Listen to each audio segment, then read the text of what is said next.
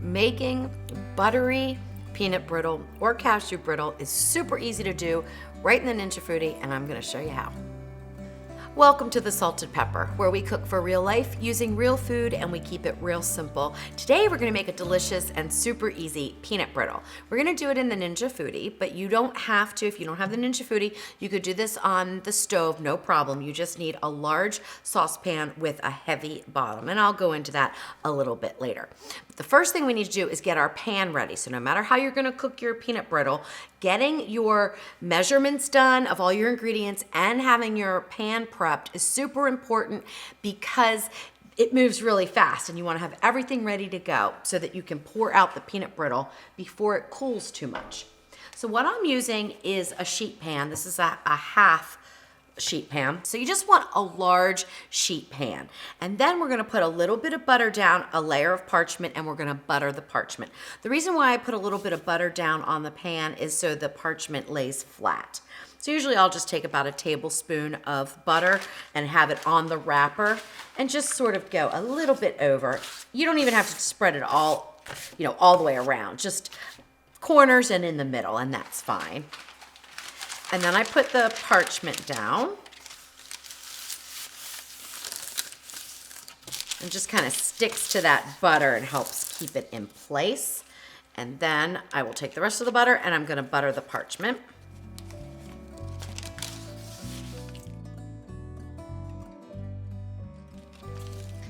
All right, that looks good. And then you can set the pan aside, but keep it close by so that you can grab it fairly easily. All right, so that's done. Then you want to get all of your ingredients set up and measured out. You're going to need 1 1/4 cup of white sugar, a 1/2 teaspoon of fine grind sea salt, a 1/2 teaspoon of baking soda, about 1 cup of peanuts, and I'm going to get into the type of peanuts I'm using in just a second, and 1/2 cup of butter, which is 2 sticks, 2 teaspoons of vanilla extract, and a 1/4 cup of light corn syrup. And that's just to prevent crystallization, and it really does help in a peanut brittle recipe. So please don't skip that. It is very important. Okay, so the peanuts. Now, a lot of times a recipe will call for raw peanuts. My mom made peanut brittle every single year, and she always used raw peanuts and cooked them in the brittle. But they're a little bit harder to find, and I could not locate any, and I figured if I had trouble, you guys might have trouble. So what I'm using is extra large Virginia peanuts. They are lightly salted. They do not have skins on them, but they are roasted already. So we're gonna add them in, but we're not gonna cook them into the peanut brittle. We're gonna add them at the end. All right, so now you just need your pot, turn it on, sear saute, high is what we want, and we just dump in the butter, the sugar,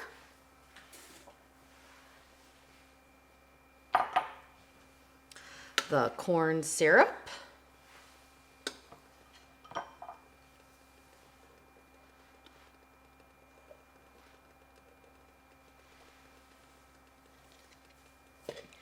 and the salt. And that is all you want to put in right now, okay? Don't put any other ingredients in. Just keep them to the side. They get added after we bring the temperature of the sugar mixture up to 300 degrees.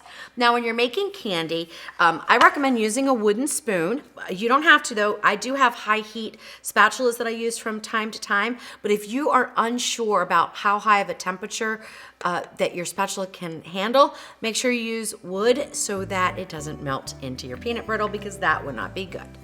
All right, now what I like to do is just stir around until everything gets melted and the sugar dissolves.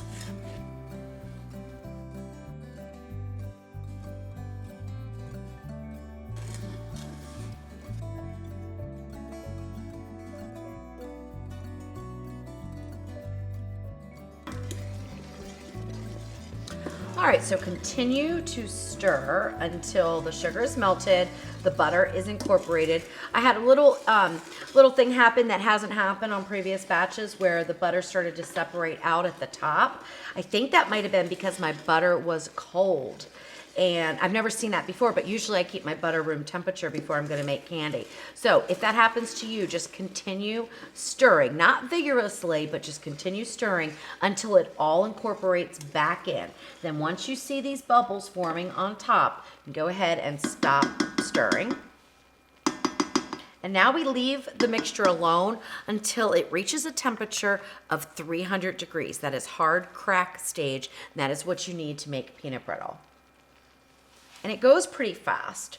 The other thing I will say is you do not want to double candy recipes. So if you want to make more pans of peanut brittle, it's perfectly fine, but do one batch at a time. So we're already up to 258. You want to measure the temperature midway through, okay, so not all the way at the bottom where it would read higher.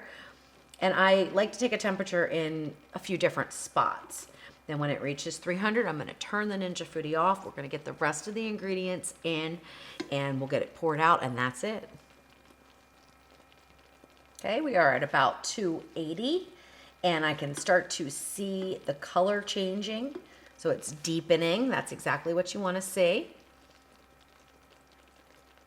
If you think for some reason that it's burning, or you can start to smell, burning sugar, turn the heat down, that's fine.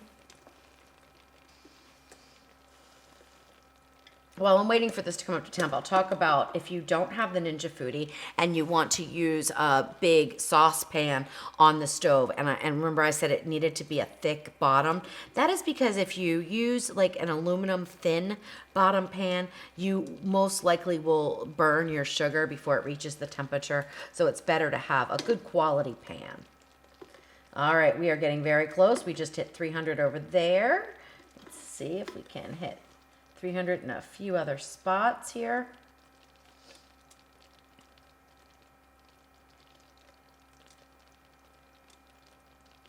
Keeps bouncing around, but that's okay. Be patient.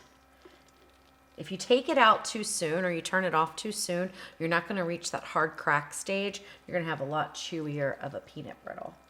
Still delicious, but it's just chewier. All right, there we go.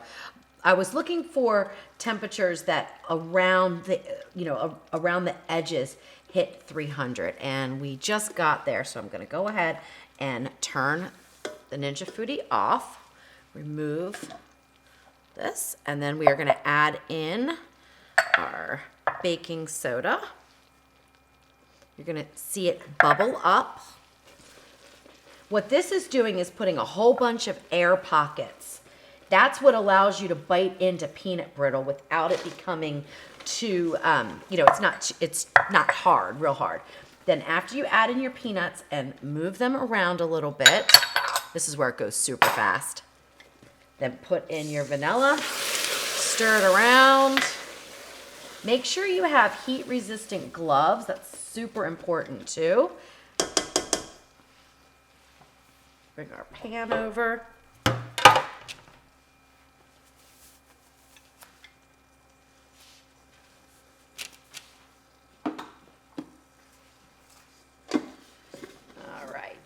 Grab a hold. I'm going to stir one more time. Make sure all that vanilla is combined. And then we're just going to pour it right out onto the pan. Don't worry about trying to get it spread out or anything right now. You just want to get it out of this pot and onto the tray. Then you can start to kind of spread it out a little bit. But what I find is most of the time it will just kind of move and become the thickness that you want. You don't have to do too much manipulation with it. All right. And that is it, my friends. We are done. We have made our peanut brittle. Now you can see it's really liquidy right now. It's gonna set up. It takes maybe 30 minutes or so for it to set up, and then I will get it off the parchment and I'll give it a taste. All right, so it's been about 30 or 40 minutes and I can tell that it's completely set up. So I'm gonna go ahead and remove the peanut brittle from the tray. And I leave it on the parchment while I do this. And now you can break it by hand, so you could just lift up some and just start breaking off pieces like that. Or you could take something heavy and start like kind of cracking it, however you want to do it. I usually just break it up myself so that I can kind of control the pieces. Now, one thing I wanted to mention is that if you are having a very humid day and you don't have the air conditioner going, don't try to make candy. It's gonna get sticky. I made one batch about, I don't know, a month ago, and it was so sticky and I couldn't figure out why. And then I realized that the humidity was just so high in the house. But anyway, this one worked out perfect. It breaks really nicely. And when you make peanut brittle correctly, you're able to just bite off a piece. It's not too hard. That's the magic of the baking soda. Perfect. Oh my goodness.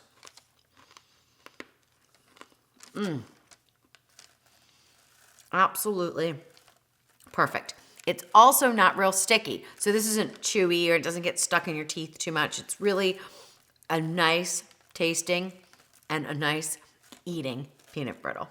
So make up a ton of batches and give them as gifts because everybody seems to love peanut brittle. And if you want to make cashew brittle instead, it's exactly the same recipe. You just want to increase the nuts to 1 1/4 to 1 1/2 cups because the cashews are a little bit bigger and you want to make sure that they're evenly distributed in the brittle.